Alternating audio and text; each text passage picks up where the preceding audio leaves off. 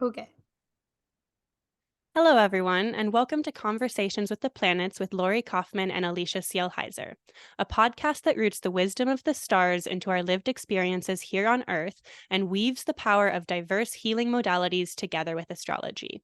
And today, we're going to be talking about what even is New Year's from an astrological perspective. Yeah. So we were just having this conversation, and I feel like every new year, I get almost like annoyed with how New Year's just doesn't feel like it flows, in my opinion. And we were just saying we should talk about why that actually is. Um, and almost like what are the arguments in moving it? And I know there are so many arguments, and I know there are so many um, different calendars that we've used in the past and that have, this has all gone through. But to me, like in my opinion, I've always felt like Aries season should be the start of New Year's.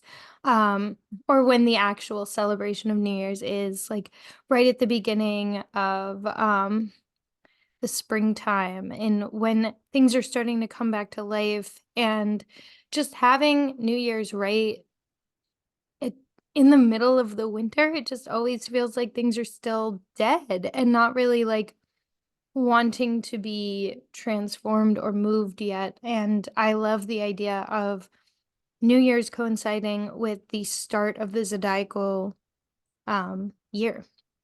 And if Aries is the first sign when it comes to the order, and it is that newborn baby energy, it's like that fresh new adventure.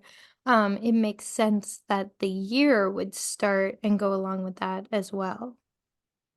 Absolutely. Yeah, and I think like New Year's being observed on December 31st is so arbitrary. Like there's no Right. astrological association with that day or Hmm. that time. Whereas Aries season is associated with the spring equinox, and it's the point when the Hmm. days start to get longer rather than shorter. And so that makes a lot more sense astrologically and astronomically. And I Hmm. know it's a common thing where a lot of people will say, like, New Year's is Aries season, wait till the spring, it's winter, go rest. Right.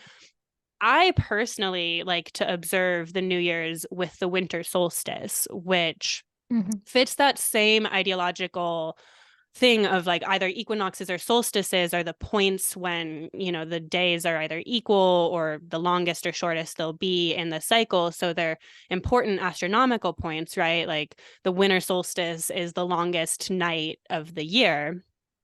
But I like observing it because one, it's 10 days ish away from actual New Year's. And so it's still that same time of year where there is this energy of, oh, we're starting a new year, Hmm.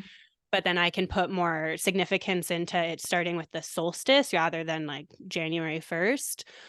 Hmm. And it's winter. I'm not a big fan of like New Year's resolutions. Let's fix everything and have a ton of energy and go do all this stuff in January. Because if you're in the Northern Hemisphere, like it's a time for rest. It's a time to retreat. It's a dark time. If we look at the plants Yeah. around us, they're not growing, they're not being productive. So why should we? But as far as starting cycles, when you plant a seed, there's a lot of work that happens underground before you ever see anything sprouting. And so I also like that symbolism with the winter solstice because, I like to set intentions. I kind of view the winter solstice as a new moon for the sun, where I'm setting Hmm. intentions that can then grow with the sun's light. And you're starting on, the shortest day of the year, the least amount of sunlight, and then you can start to grow Yeah. things. So by the time you get to the summer solstice, it's coming to fruition. Whereas if you Yeah. start with Aries season, you're already halfway through that like sun increasing in Yeah. light. But if like observing New Year's with the winter solstice, it's what's the underground behind the scenes internal work that you need to do between Hmm. now and Aries season. And then once you get to Aries Yeah. season, viewing that as more the like pushing out, blooming, sprouting times. Yeah, and this might just be like a me personally being ruled by Aries, my Aries moon. But I always feel like Aries season is when I have the most energy, and it's when I feel the most excited to do things and to start things. And it always feels like March and April always tend to be like two of the best months for my business and for bringing things into my life, for the people I bring into my life. I tend to be a little bit better about starting things and actually sticking to them and following through with them in Aries season as well. It's also my 10th house, so maybe there is a little bit of like career emphasis anyway, but um yeah, I've just always felt like I personally don't do New Year's resolutions so much in January. But January is also my birthday, so it is a new year for me too. So I've Mm-hmm. always felt really conflicted on which one to use. So New Year has completely been arbitrary for me. Like I basically ignore New Year's and then I set some intentions for my birthday and then I start them in Aries season a month later. So a month and a Well, half later. and that's another really good way, because mainly this episode, Mhm. we're just like trying to encourage people to find other ways to just like start their cycles or work cyclically that's more connected with Yeah. their astrology rather than some arbitrary calendar date. Mhm. And, another way you could work with yearly cycles would be working with your birthday and with working with your solar Yeah, your return and solar return. looking at like what's going on when you have your solar Mhm. return and I always do that. My birthday's in Mhm. November. And so whenever my birthday comes, I'm always looking at, okay, what's happened? What, what just went Right. down this past year? And what do I want to happen for the next year? So that could be another great way to work with yearly cycles is working with your birthday as well. Yeah. Yeah, and solar return charts are so, so important for that too. I Yeah, live by solar return charts.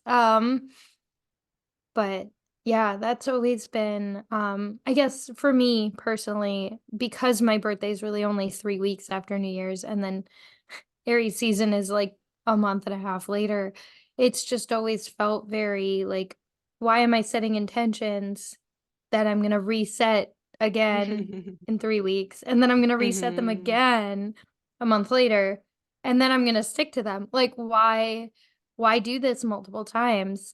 And, so, yeah, I think Totally. Aries season has always been, like, a really great time to just, like, push forward and try to move into that energy. Totally. And also, like, regardless, just respecting that winter is a time of rest. Yes. Like we live in this Yes. 24-hour, like, be at work at 8 a.m. Mhm. on Monday, no matter what type vibe. And really, like, Right. being able to step back, not be productive, not do anything, and just like care for your body, take some Yeah. downtime. Like, it's profoundly healing and it's also a really powerful way to resist. Like, I don't consent Right. to the society I live in. There's a lot of harm and oppression in this Mhm. world and there's so many ways to resist that, but like taking a nap and not doing anything is actually a great form of resistance on top Yeah. of just being really important self-care. Yeah, I've almost always felt like the 3 weeks between New Year's and my birthday, like, don't exist. Yeah, Yeah, and I just know like that's not don't an do everybody anything. thing, but I never do anything those weeks. Yeah. And everyone's chart is different. Also, like if you're in the Of southern course, of hemisphere, course. New Year's is now your Yeah, summer solstice and there's a ton of, sunlight and yeah, summer and that energy makes it going so on. different. But still, just like tuning into your own internal rhythms and energies and finding cycles that are meaningful for you for setting intentions and growing and reflecting on times that have passed. Like, Yeah, there's a lot more meaningful things we can connect to rather than like, oh, December 31st, new year, right, new me. right, right. Yeah. Exactly.